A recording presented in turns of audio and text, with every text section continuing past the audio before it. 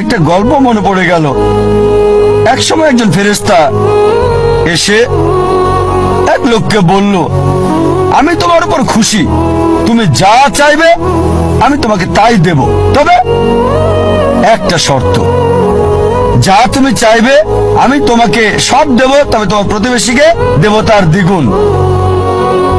লোকটা বলল, একটা রোলেক্স ঘড়ি আমার চাই।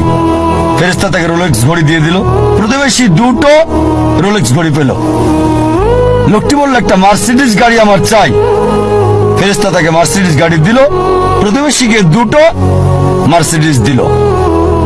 লোকটি বলল, একটা সুন্দর বড় বাংলো চাই। ফেরেশতা তাকে সুন্দর বড় বাংলো দিল। তার প্রতিবেশীকে দেওয়া হলো দুটো সুন্দর বড় বাংলো। লোকটি পরে বলল, দয়া করে আমার শেষ ইচ্ছাটা তুমি পূরণ করে দাও। কি সেটা?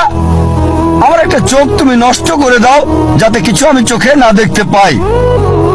চিন্তা করেন, সে তার নিজের চেয়ে প্রতিবেশীকে নিয়ে বেশি ব্যস্ত। তার জীবন সহজ কিন্তু জটিল সেটা ভাবছে না সে। প্রাচুর্য কি দারিদ্রতা যাই থাকুক, সে বেশি চিন্তিত তার প্রতিবেশীর চেয়ে ভালো জীবন যাপন করা নিয়ে। এ কারণেই সে ফেরেশতাকে বলল, আমার একটা চোখ নষ্ট করে দাও, যাতে প্রতিবেশীর দুটো চোখই নষ্ট হয়ে যায়। এভাবে আমরা প্রতিবেশী কেন্দ্রিক। নিজে সুখী কিনা ভাবছে না, দেখতে পারবে কিনা সেটা ব্যাপার না।